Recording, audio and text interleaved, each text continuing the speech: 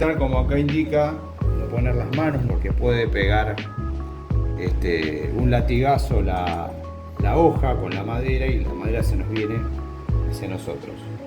Entonces, para eso siempre hay que utilizar esta herramienta para sujetar la madera, y siempre todo el sistema tiene que estar amurado, por más que es bastante pesado, pesa 10 kilos, tiene que estar amurado a una mesa, ¿sí? Con tornillería de los 4 lugares.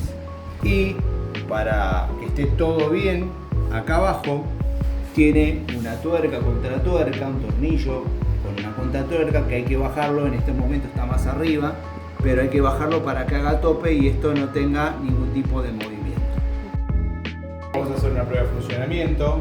Este es el gatillo encendido, la máquina está enchufada, bajamos y ahí arrancamos.